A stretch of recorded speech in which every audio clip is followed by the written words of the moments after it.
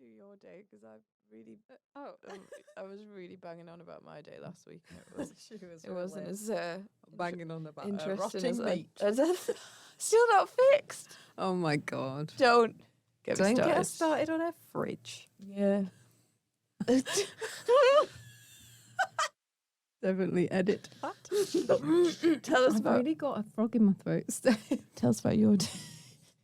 My day. My You day's little been frog. alright. I was working. If I had to pick an animal that you look like, it would be a frog. Right. Well, ladies and gentlemen, thanks for listening. This is the final episode of Who's Got the Balls. My day. I've got to remember also this week. Like last week, I kept like caressing the desk. I know it was a bit weird. And I kept doing this weird thing with my fingers. I've never seen you do that before. That's for OnlyFans. Subscribe for additional content. Look at the light bulbs in the background. My day's been all right because... Guys, we've had a few... let's just be real. We've had a few issues with the room today. We did actually find out that Peter Crouch records his podcast at this venue as well. Same venue, slightly different room. Yeah, we feel like maybe he's got the premium suite because we've had some issues setting up today. He brings his crew. But I say we, like I'm of zero help to Steph because I'm not techie. So I don't. I mean, if you teach me how to do it, I'll be able to help. But I teach myself every week. Well, I forget it, and then I teach watch myself you again. Learn and unlearn and then learn again. It's a safe space. But yeah, my day's been fine, thanks. I was just working from home. Thrilling. This is why everyone tunes in. Tumbleweed. I got a challenge for you. Oh. Let me prepare it. Challenge. Player 1. Basically, on the first episode, we said, I'm looking at my phone to get what I need to say to you. The first speech. Frog again. We said that Who's Got the Balls was the first name we ever came up with. And it's not true. And I found the first name we ever came up with. Was it ball rolling? No. I need you to guess what it was. It's Two girls, one ball. It's actually... No, that wasn't the mix, wasn't it? It's actually really bad. So I was wondering if you could remember it. I think I've proved that I can't. But... Okay. Like some clues? It's... Guided discovery. It was by you. It's three. Right, great, It's three words, and you tried to do a play on words. Oh, awkward. It's phased by play, but phased is spelled like phased. F-A-Z. Like the phase of play, but we're talking about the hard shit that phases us. Deep. Yeah. Okay, look, the creative process is a journey, in itself, and we don't always hit gold straight away. No. That's all I can say about that. People might prefer phased by play. Let us know. I actually think we landed on something good with Who's Got the Balls. We have. How was your day? My day was cool. I started a new coaching role today. Oh, exciting. You act like you didn't know. I just got this frog. With Girls United, which is an awesome organisation. Whoop, whoop. Shout out Girls United. Yeah, big shout out Girls United. And my first day was working on their annual Nike Love the Game event. Oh. And it was cool because I didn't actually do any coaching. I was just like helping, scores, fixtures, like organising. First day at work when you just like spin around on your wheelie chair in the office. Carrying stuff around. Whatever people needed me to do, I did. Oh. I showed up, Well, thanks. I don't know how that will come out on the sound, but well done, Steph.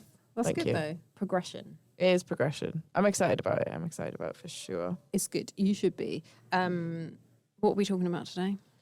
We're talking about coaching behaviours. Oh. Well, let me tell you. Come on then. You got 40 minutes, Ali. Go. Oh my God, can you imagine? I can guess. Send out immediately. I can imagine. Coaching behaviours. What do we mean? Like how we behave as coaches, like when we're coaching? Yeah. It's definitely the behaviour of the coach. I suppose when we're coaching, but actually when you're in a space and even if you're not coaching, you still have to behave as a coach. So Yeah. everything that is encompassed by Anytime that. you're visible. Anytime you go to Tesco, Act with integrity at Yeah. all times, even when is that Coach Ali? you're trying to select food from the middle or back of the shelf. I never get from the front. Makes me anxious. Obviously I not. feel like my mic's being weird. Yeah, don't rock. Right, the mic. Don't rock. I used to work in Sainsbury's and there was a lot of out-of-date stuff in there. So always check your dates. I feel like these mics are being really weird. You're kind of stopping a little bit. Yeah, it's throwing me a little bit. Anyway, so coaching behaviours, I think, no, but genuinely always act with integrity. That's what I always say to people. Act with integrity, A, because like be a good person, and B, you never know who's watching and you never know where it might lead. Because I had some career opportunities, coaching opportunities later in my career that came about because people had asked other people about me. And so they'd never actually seen me coach, but they'd asked other people. So it's like, well, you like coach at your best, A, because you owe it to the players in front of you, and B, you owe it to yourself, and it's just the right thing to do.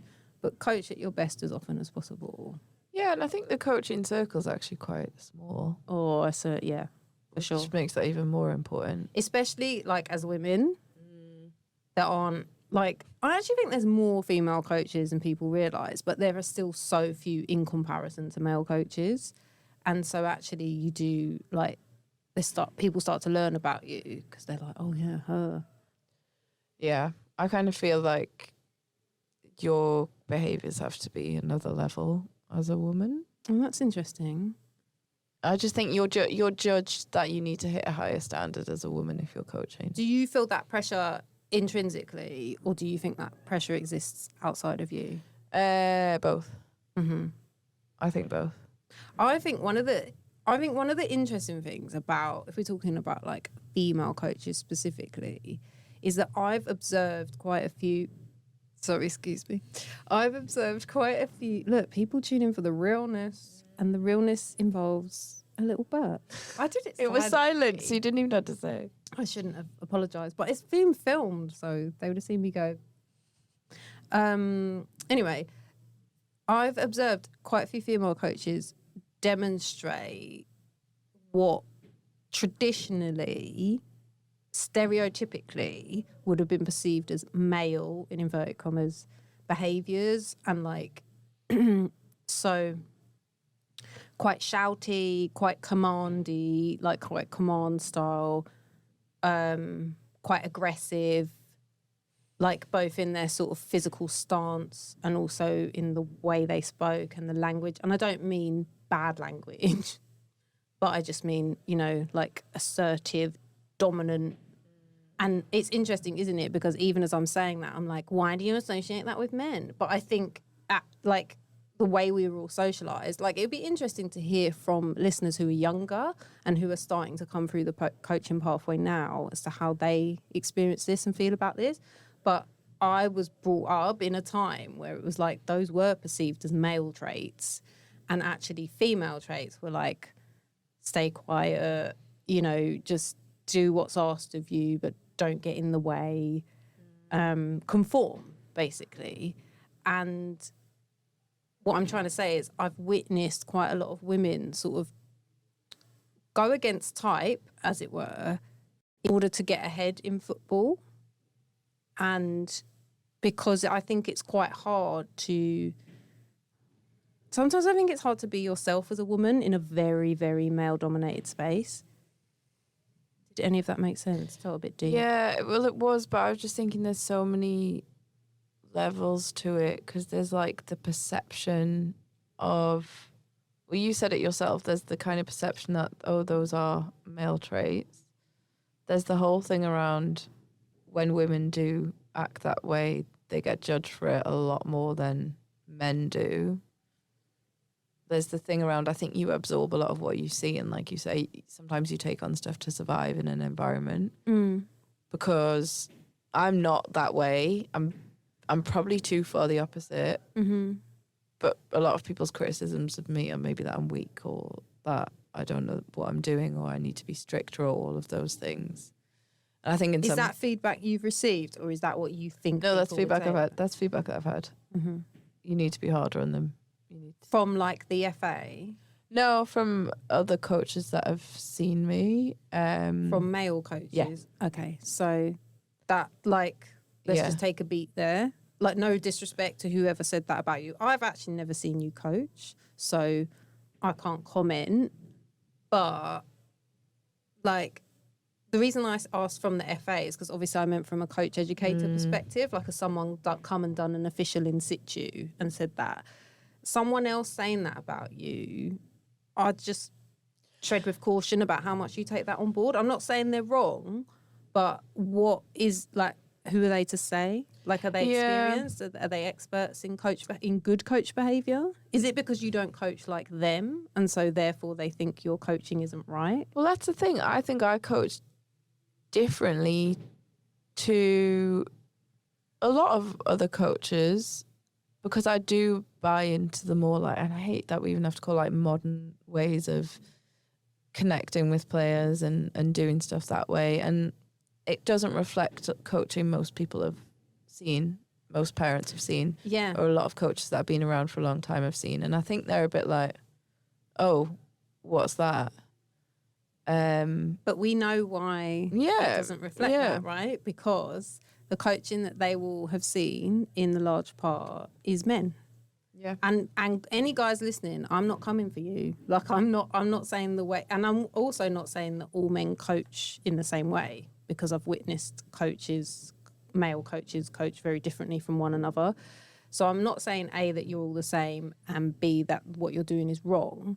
But I do think it's important for coaches to reflect, male and female, to reflect and be like, just because you see someone coach in a certain way doesn't mean you need to mimic it, because it might not be right for your players. It might be right for their players, but it might not be right for yours.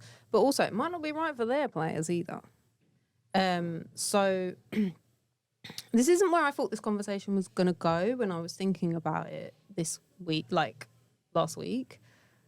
But I think this is a really important point that, like, coaching, I think, coaching behaviours, that is just how we behave as a coach. But who we are as a coach is also a reflection of who we are as a person. Yeah. And I think I often got labelled as, like, the maternal figure. That's what women get all the time in coaching. Like, I've literally, the minute a player had anything wrong with them, go and see Ali. Go and see Ali. And it's like, and then when they want like technical, tactical advice, the male coach is like, oh, right, yeah, like that's his time to shine. Yeah. And it's like, again, to any guys listening, if you do that, check yourself before you wreck yourself, because it's beyond infuriating. Because actually I've got a lot of knowledge on the game to offer players, and to just be pigeonholed into the, oh, she's fallen over, so, oh, I think she might be on her period, so, like all of that. And the thing is that I can do all of that as well. And I've coached with guys who I think are threatened by that as well, because they're like, oh, she's actually the full package. Like, she's got all that tech stuff as well. But she also knows how to communicate with young women.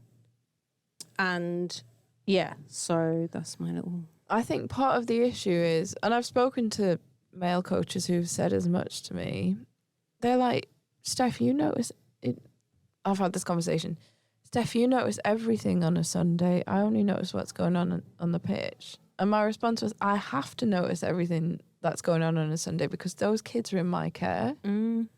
And actually, maybe if all of the coaches tried to notice everything that was going on, it would free up some space for us to not always have to respond to those things. Because I'm like you, and I like doing those things, and I think those things are far more important than the tech stuff. So if there's a choice of what I'm going to deal with, it's taking care of someone over doing that. But I think it's a good challenge maybe to a male coach, if they're in like a coach partnership with a female coach and they've maybe fallen into those patterns, is like, is that actually the pattern you want, or is that just because she's looking at everything and maybe you could start trying to look at a bit more? Yeah, absolutely. And I think when we think about the FA4 corner model, like all coaches are supposed to be addressing all four corners. But what happens is the male coaches end up addressing the physical and the tech-tac. And then the female coaches are sort of left with. And yes, it might be that they feel comfortable initially focusing more on psychological, social. But then you just get left with it then. And it's like, no, hang on. As much as I'm trying to develop my other two corners, you should be doing the same as well. Yeah. So I think, coaching behaviours for me is a really interesting. I feel like there could be some really uncomfortable reflections. And I'd be interested actually to anyone listening, like male and female, as me and Steph are talking about this, like how does this make you feel? Like, do you feel seen? Does it make you feel a bit uncomfortable? Like women in particular, because I know, like, just cards on the table, being entirely honest, because I felt like I didn't have the technical, tactical knowledge, especially at the beginning when I first started coaching, I would rely on my people skills and my ability to connect and engage with players and make them feel comfortable to learn. And I was great at that. But then the more I developed and progressed as a coach, and then I started working in different environments, the more I realised, actually, I'm not going to get anywhere if I just stay in my comfort zone of psychosocial. But by that point, it was almost like I'd established myself as that type of coach. And don't try change, Ali. Yeah, right. And then the guys that I was coaching with were almost like, yeah, no, I'm comfortable with you being there as well, because it means I get to show off all my tech tax and physical stuff. And also it meant that they didn't have to come out of their comfort zone into psychosocial and learn how to do that. And so I think one thing I forgot to mention last time when we were talking about session planning was if you co-coach basically, either as an assistant or a lead or as a joint sort of partnership, if you're coaching with someone else, as much as possible, try and plan with them, but try and plan what role each of you is going to play in that session and on a match day, because you should both try and mix it up, because otherwise you're not actually developing yourself as a coach, but you're also not showing those players. And I think it's really important when we're coaching young girls that they need to see female coaches like leading and being able to talk about all the technical, tactical stuff as well. And they also need to see male coaches being sensitive and being able to have a conversation with them about their period. And, you know, like it's going to benefit all of us. I really agree. I think as well, something that I've done and is that I've maybe been fine with deferring to the man about the tech, even if he's less qualified than I am or is coached for less amount of time. There is something in me that is like, oh no, but he probably does know better, because I'm so unsure about that within myself. And I do have that knowledge. And I just have to check myself on that, I think. And the other thing, and you can tell me if this is a sweeping statement, but I frequently see women put in a lot of work to try and get it right and to try and improve and to try and learn. And often I see male coaches be like, well, I've watched football all my life, so I know it. Yeah, I've played FIFA. Yeah. What do I need to? Yeah. I've seen that in quite a few instances. Or like, I don't need to do CPD. I don't need to keep up with my education because of this. Whereas I agree with you. And I think also what often happens is they do keep up with their CPD, but they think of it as in, how can I develop more tech knowledge? That's what I'm saying about four-corner model. Like, and FA educators, if you're listening as well, like, you need to start thinking about the men in the room when you're leading that CPD or whatever. Like, what types of questions are they asking? What are they interested in? What tasks are they leaving to the women? Yeah, I have to say, actually, because we do want to really speak about allies as well. I did a really good CPD session. So I'm in this group. I probably shouldn't name the group. I'm in a CPD group. We did a session on, it was around coaching behaviours and how you behave on the sidelines and stuff. And there was someone coming in with stuff which was like how we should be shouting at kids, blah, blah, blah. And some comments on a female's qualifications. You're probably like, what are you going to say? And the male that was leading it was so good in, one, challenging it, two, giving me the space to challenge it, and then backing me up. And I was like, yeah, this is really what I want to see. Yeah. In terms of allyship. So just to and shout that's out for great. that. And I do think like the dial is shifting. Do you know what I mean? The picture is changing both within coach education and just among coaches themselves. Like I feel that during my 8.5 years of coaching, I saw significant change. So the future does look brighter and better. Yeah. But I still think there are a lot of men left in the game, particularly at grassroots level, who just do what they've always done. And that's why I was so interested to ask you, well, who's made these coaching observations of you? Because it's probably men that have done it for a long time and just assume that they do it the right way and probably haven't been challenged in how they do it. And so they feel qualified to tell you that you need to be more like this and you need to be more like that. But actually what's really important for players is to have a balance.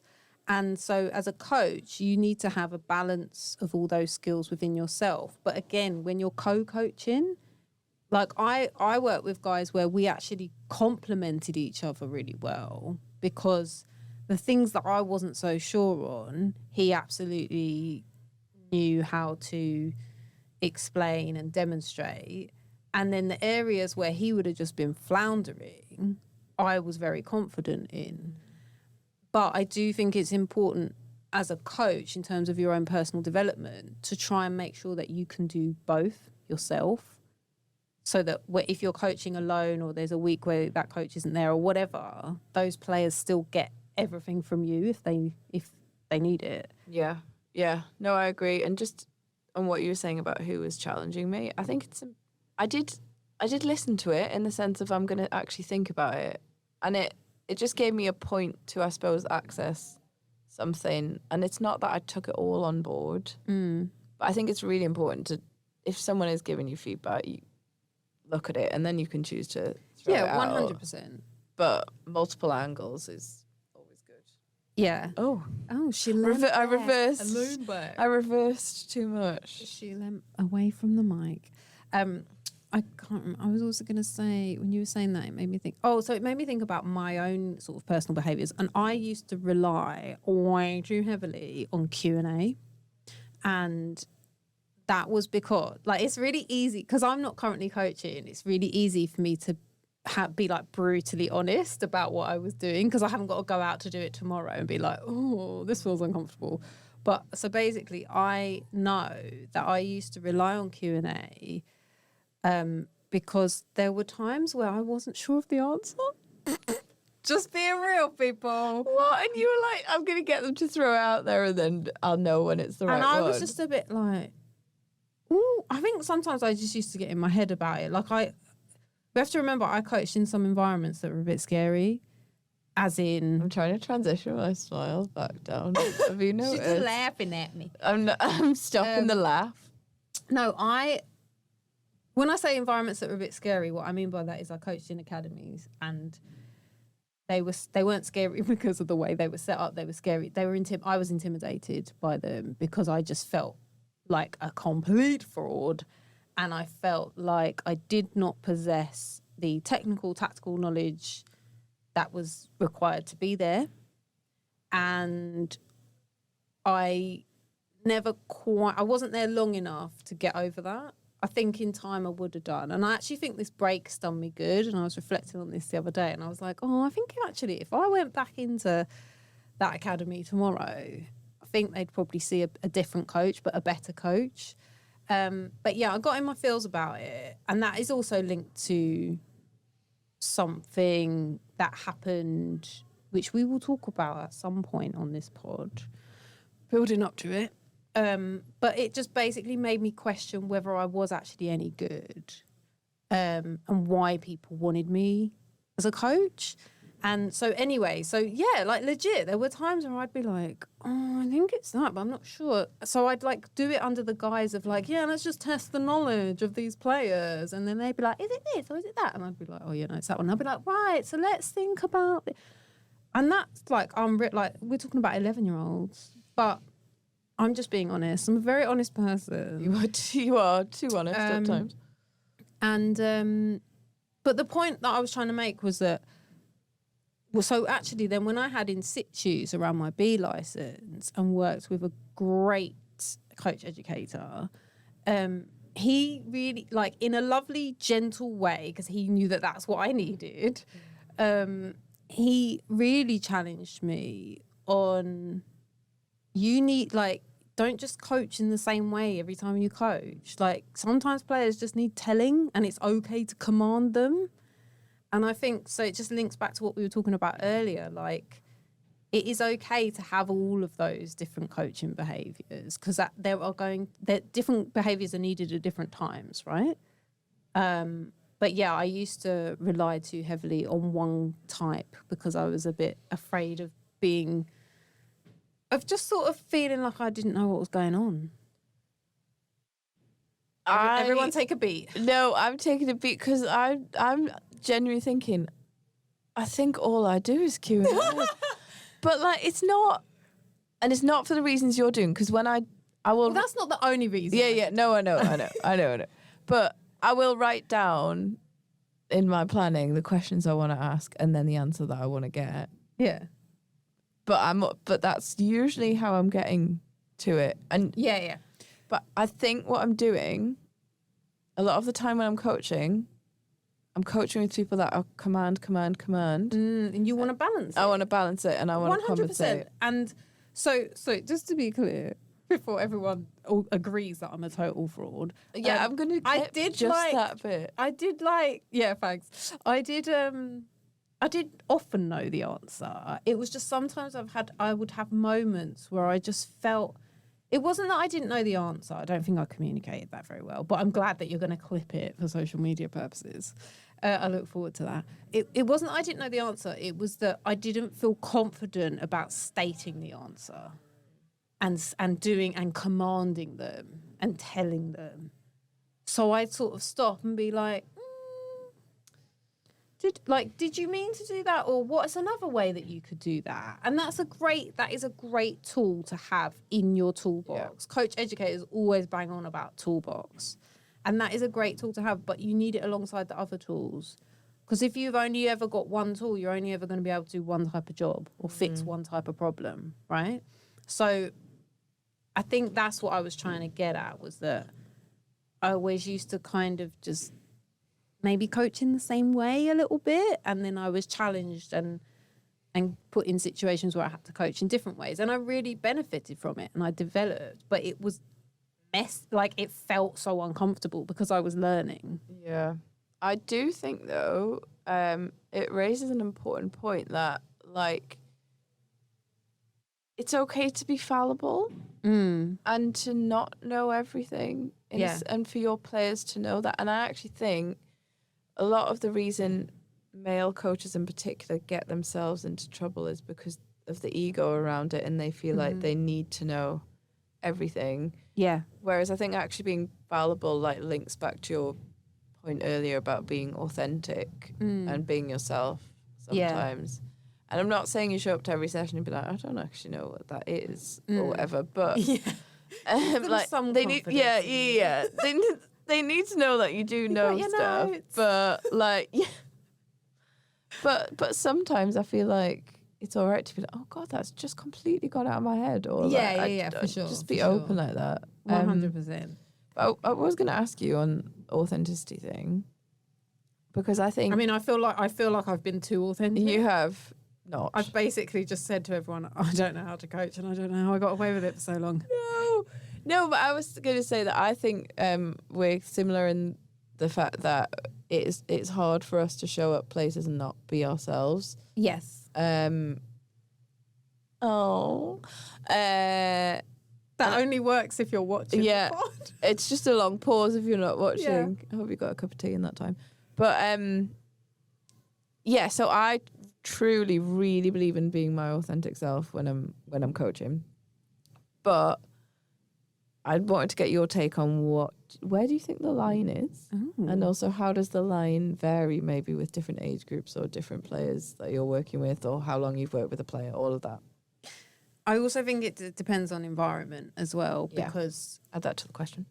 because when I was coaching in grassroots environment, like community environments, I think I was probably more authentic. I think I was always authentically myself in every environment, but I think I felt more comfortable to be my true self in grassroots community. There were a few reasons that I didn't always feel that way in academies, and it partly because of the environment, and I just felt under pressure in those environments. I felt under pressure to perform, but also because you're talking about the elite end of the game there, where those players haven't just come to like hang out with their mates and like have a good time. That is part of it, but they want to play for England one day. They want to play for their club. They want to play for the first team. And they're 11 and they're already thinking like that. And so actually they're looking to you to get them there. And so if you're that's what I meant about the Q&A thing. You can only do that for so long. And then they're like, no, you just tell me what to do. Like, I want to be better. What do I need to do? I'm looking like, you're the adult, you're the coach. Tell me. And so I think that played a part in like me kind of, I wouldn't say I was never authentic in those environments. I think I was always authentic, but I think it encouraged me and allowed me and pushed me to explore other parts of my authenticity. But I think in grassroots, like, I don't know, it was always important for me to just create safe spaces wherever I coached, in grassroots or academy. Because actually, I predominantly coach kids and I predominantly coach girls. And they were all, even whether they were 11 or 16, they're all still going through something. Do you know what I mean? So I think I just always wanted them to know that it was a safe space. And I think the way you can't tell someone that this is a safe space. You have to put a sign up. Neon. Safe space. Please come in. But clip that. How annoying would Photoshop. that be? I was thinking of one of those That like is very neon authentic signs outside like a liquor store in the States with like a fly buzzing around it and it just being like I got okay. just to paint the picture Hey. for everybody. Hey. Thanks, man. Oh no. We've gone off topic, man. What the hell? I can't remember the question. No, but you're talking about you can't say you can't it's a safe tell space. someone this is a safe space. You have to show them, and you can actually do that within the space of a session. You can build it brilliantly across a season, but you can do it immediately. And that's in your coaching behaviour. That's without even saying anything. You can create safety. And it's in the way we turn up on time with all the equipment that we need, with all the safety equipment that we need. It's in the way that we react to when things happen. It's in the way that you react as a coach to stuff that happens on and off the pitch. Especially amongst girls, like, girl can be bitches to each other. We've all been there. I went to an all-girls school. It was on the syllabus. Oh, I didn't know that. Oh yeah. Shout out Prendergast. Oh, of course, yeah, Prendergast. Okay. Yeah, so Prendergast. Prendergast. I won't give you the tag names for that school. That's additional content. But basically, like, what I was trying to say is, like, girls can be quite nasty to each other at all ages, turns out. And so you can create safety by kind of acknowledging that, but reacting appropriately to when girls are being horrible to each other, is what I'm trying to say.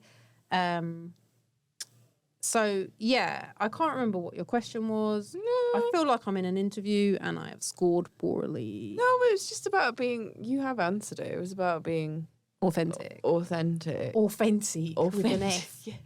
That's when you know I'm being really authentic. I don't speak properly. No. But like, well, you know what? That's like one of the, like you do, when I say book, you think it's hilarious. My kids think that's hilarious as well. Every time I say it, they love to like have a joke with it. And that's like a little connection point that we've got. And one thing I was thinking when you were talking is like, let your players get to know you. Yes. And it's not like, you know, you don't need to know the history of my life. I mean, boundaries. All my trauma. Yeah. Let's have some boundaries here. But like, you know, let them get to know who you are, what's important to you, 100. what you do, what's going on in your life. Sometimes, and again, this varies. If you've had a rough day, like sometimes it's, I went in the other day, I was like, oh, I've just had the worst period. Because I know there's a kid that has really bad periods, and then we talk about it, and then she knows that I'm open to that. Like, there's absolutely a line, and I'm gonna ask for like your pet hate coaching behavior, and I will come back to this when I talk about mine. But you have to let your players know that you're a human. Yeah, and it's important to know them as humans as well, right? And like one of my favorite parts of the session was always kind of the beginning as they were coming in. And the football part of the session hadn't really started yet. And it was like you were waiting for the pitch to clear or whatever it was. And you were just like, hey, how are you? How's your day? Like, what did you do at school today? What did you hate? What did you love? What's happening with you? And it's so important to have those conversations because then you get to learn about them as people and then you can teach them better as players. I think it's also like creating the safe space can be as simple. Because I don't know if there's probably some people listening that, you know, aren't as comfortable engaging or chatting or whatever. It can be as simple as like, hi, how are you? Making eye contact when someone arrives at the session. Yeah. Letting them know that you've seen them. You're like, hey, they're not just a number in your group, whatever. Yeah. But yeah, I also just think that, the more you get to know them, the more you understand how you can behave around them and how they're going to respond to you. And like, I can be quite harsh. I mean, I can attest to that. Sometimes I can be quite harsh. So like the way I don't think it's so harsh. I think it's that you can be very direct. Like there are times where you do not sugarcoat things. And I think as Brits, we're not often used to that.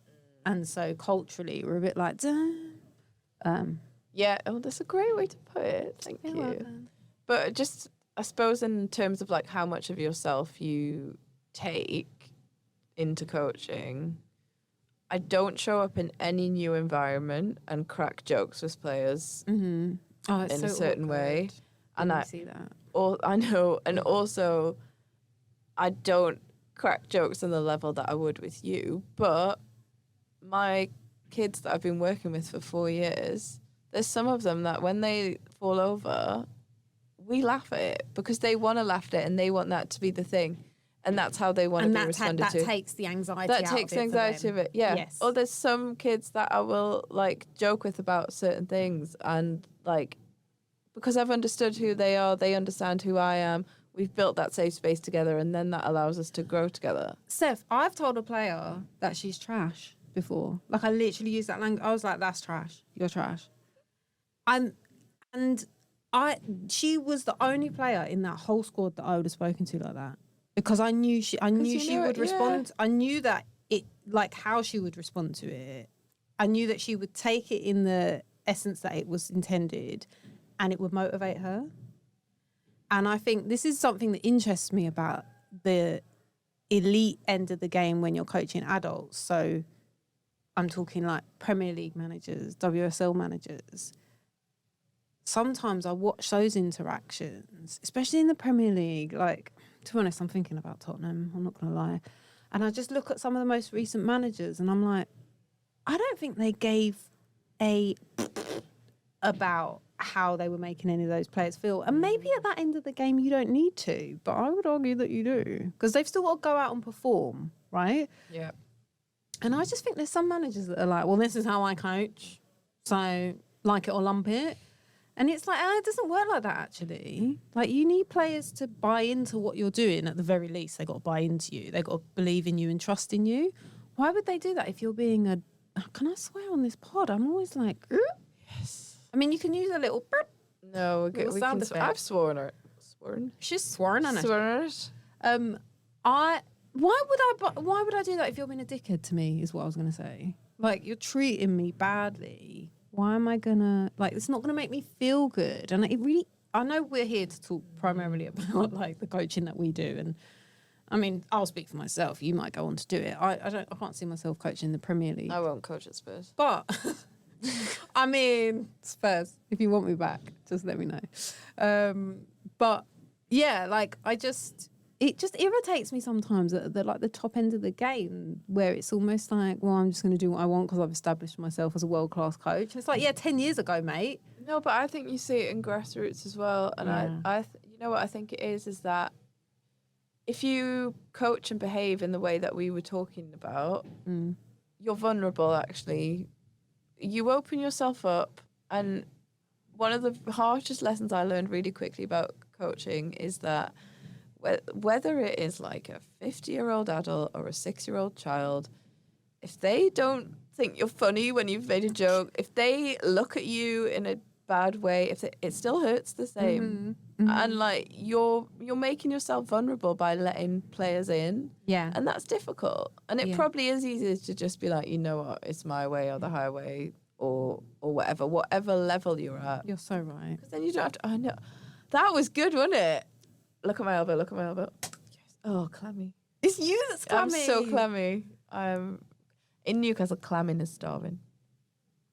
We say again? I'm fucking clamming. Oh, clamming Yeah, means starving. Yeah. Anyway, yeah, I think it's about being vulnerable. 100%. I've got to stop saying 100. 100. Imagine one time you're like 80%. I'm going to do that in the next episode. 64%. I'm going to be like 38%. You were going to ask me, though, about pet peeves. Well, I was going to ask you. Oh, gosh, you've got loads of questions. Whatever number you want. Minutes, just so you know. No. That's what I'm not. Let's wrap this up. Like non-negotiables for your behaviours when you're coaching, and also like pet peeves, behaviours we hate to see. Non-negotiables. For me, it was about... For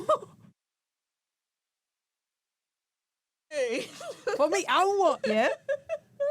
For me, yeah? You see me? I'm so sad you're on that angle. Sorry, everyone. Can't always get my best side. No. I actually think that is my best side, but rather than when I'm sitting there. This is useless for people that don't watch the pod. Moving on. For me, my non-negotiables... Steph's just choking on her drink. Don't worry about it. My non-negotiables are authenticity. If I'm not being authentic, then why am I there? If I'm not being Coach Ali, what is that's my motto. I'm selling people short. If you're not being Coach Ali? Coach Ali, why am I here? I mean, it's something we should all be living by. It's a brand. Yeah, authenticity is key. I think that's the key one because I guess an integrity. What about then little thing? I say little things because they're not as grand as authenticity, but like you said, get there on time. Oh, yeah. In terms of coaching behaviours, yeah, like get there on time, have the right kit. Like I've watched people trying to coach in like trainers and in environments where that is not acceptable. Like you potentially get sent home. Have the right kit. Have everything you need because you can't coach your players. Oh, you've forgotten your shin pads if like you're standing there in your Air Force. Just not okay. That was a dig at me. No, it wasn't a dig at you. I've never seen you coach. What happened there? What? Oh, I don't know. You just sort of looked me up and down. Oh, I was looking into myself. Yeah, so be on time. I mean, okay. So be on time. Have the right kit. Don't swear. I actually try not to swear when I was coaching adults as well, because not everyone swears. turns out. But again, if there was players 1-to-1, if I knew that would be effective, that were adults, I would swear with them. But yeah, I don't know. I can't really think of the basics because I don't mean sound arrogant, but to me, I think I just did them without thinking. So maybe you can refresh my memory. No, I think everything you've said. I think if you get there on time, get there you need to be there before your players. Early. So they know they're coming to that safe space where you are. Another one I think is you need a coaching face. Oh, that can you show the camera? No, a coaching face is a face that is not when we score a goal 100 metres in the air, or when someone makes a mistake, in inverted commas, I look furious with it.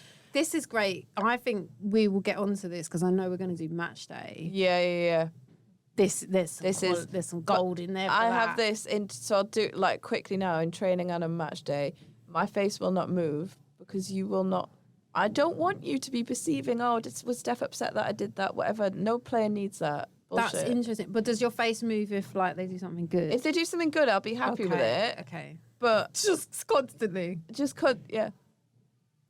And I do have quite a sad looking face. But yeah, so that would be my other main one. That's a great shout. Is that. Yeah. But I agree with you on the other ones. Pet peeve. Go. Playing in the session.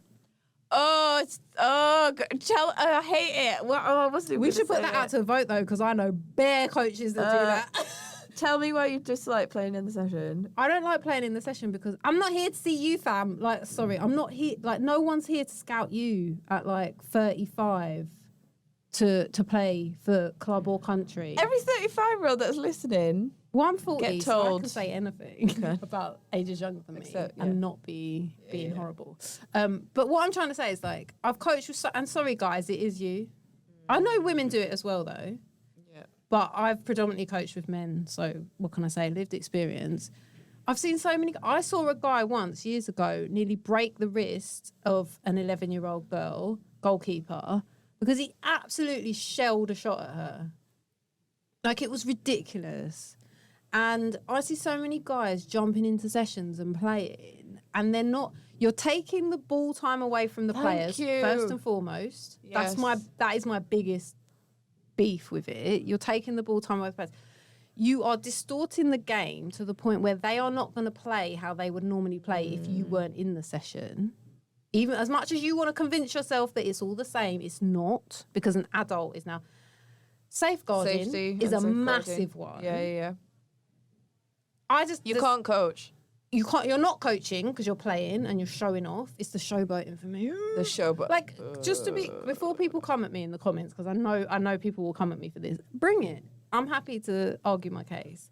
But before people come at me in the comments, there is a time and place in that end of season mess about parents versus coaches, whatever, that kind of thing. Or you're all the coaches are jumping in and you're messing about with the kids and stuff. And there is absolutely a time and place for it. And I've got no issue with that.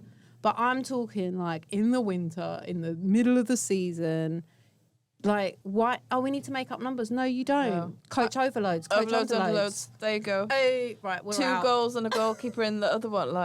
Okay. My main pet peeve is adult guilt that people take into sessions. Oh my gosh, you deeped it. Example, please. Fucking hate it. Yeah. She's No, of course we can. And you know what? I think it's adults with adults as well, but loads of adults with kids if kids are not behaving, which by the way, if you're coaching, kids won't behave. You need to learn to manage that. This kind of chat. Well, I don't even know why I bother turning up if you're not going to behave. I've taken time out of my day to do this. If you don't want me to be here, just say, I've actually got a really busy life. I could be doing so many other things and doing it. You know what? Not appropriate at all. You know what? Real talk. Because everyone now, especially after this episode, everyone knows I'm the most honest of the honest. I've done that. I've done early on in my career. I've done that. And when you reflect on it now, what do you think? Oh, I cringe. Dickhead. It's really I'm a dickhead for doing that. Because, like, you know what? Like, I I think... need to atone for my sins. Yeah, But it was like I didn't, not in the last 5 If people have done 6 it, years. then obviously, but like, it's just important to remember that kids, my response to always to that of like, oh, I don't need to be here. Well, go then. Bye. Kids not asking you to be here. The kids, And it's not that it's not their fault, because I think when I say I've done that, I remember vividly doing it once. So hopefully I just did it the once. But what it was, I was taking my frustration out on the fact that I was coaching for a club that could afford to pay me, that didn't pay any of their coaches at all, not even travel or anything. Didn't get paid at all. And it was a trek for me to get there and get home. I was working full time in a completely unrelated discipline, in a very high pressure, stressful job during the day. I was having to like eat my dinner on a bus whilst travelling to this venue. Yeah, grim. Just all of it was grim. And I get there and this lot are messing about and I was just exhausted. None of that is their fault. Yeah. But we are human beings. Yeah. And I think in that moment I was like, you know what, it's cool. And actually, I'm not trying to make excuses for my behaviour, because I would never do that again now for the reasons that you've described. Absolutely agree with you. But what was interesting is that I remember just saying to those players, I don't get paid for this. And I remember them being like, what?